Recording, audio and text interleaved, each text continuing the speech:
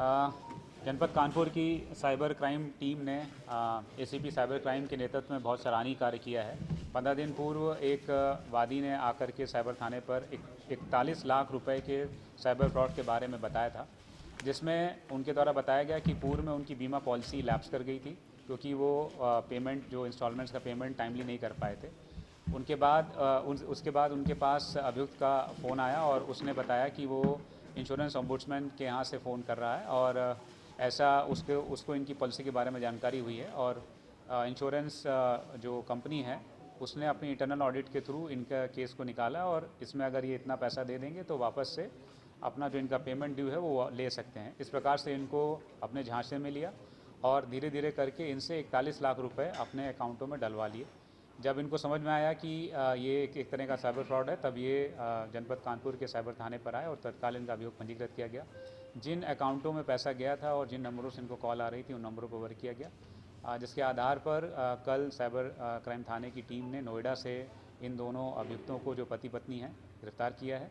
इनसे पूछताछ में जानकारी हुई है जो अभियुक्त पवन है ये पूर्व में एक इंश्योरेंस कंपनी में काम कर चुका था, इसलिए इंश्योरेंस कंपनियां कैसे काम करती हैं, ओम्बुड्समैन का क्या काम होता है, इंटरनल ऑडिट कमेटी क्या करती है, इस बारे में उसको जानकारी थी।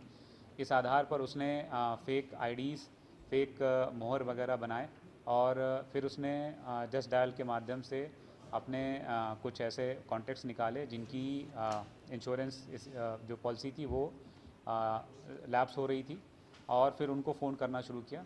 जो अभियुक्त पवन है उसकी पत्नी, जो दूसरी अभियुक्त रेनू है, वो जो म्यूल अकाउंट्स हैं वो प्रोवाइड करती थी। वहाँ से पैसे एक खाते से दूसरे खाते में निकालना के बाहर लेके आना और जो नंबरों से कॉल होते हैं उन नंबरों को डेटा रखना, ये सारा काम वो करती थी। और मुख्य रूप से कॉल करना और अभियुक्तों वादियों को फंसाना, विक्टिम्स को अपनी बातों में उलझाना और उनसे पैसा निकलवाना, ये काम अभियुक्त पवन करता था।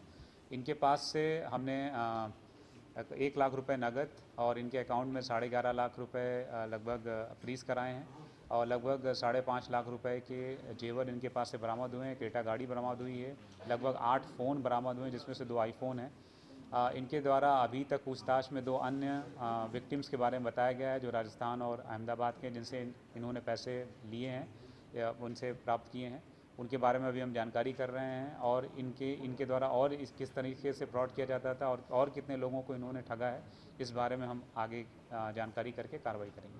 दंपति बैंक में काम करता था, उसकी काफ़ी सैलरी थी, इसके बाद इन लोगों ने काम शुरू किया, तो कोई इंस्टेंट ज़रूरत थी कि कोई ऐसा सपना था, किस वजह से था? नहीं, बैंक ये प्राइवेट सेक्टर में काम करते थे, वो सैलरी ऐसी नहीं थी कि बहुत अच्छी हो। और चूँकि पूर्व से भी, जैसा उसने अपनी पूछताछ में बताया है कि अभियुक्त पूर्व में भी एक कॉल सेंटर में जहाँ पे इंश्योरेंस का फ्रॉड होता था उसमें काम कर चुका था, तो उसको इस काम का आइडिया था। और चूँकि इस काम में अपराध के काम में बहुत ज़्यादा पैसा मिलता है तो इसलिए उस लालच में था। अभी तक इनके द्वारा कितने फ्रॉड किए जाने का मामला सामने आया, तो अभी क्या बताया? अभी तक इन्होंने एक हमारा विक्टिम को ठगना और 2 अन्य विक्टिम्स के बारे में बताया, 3 लोग के बारे में।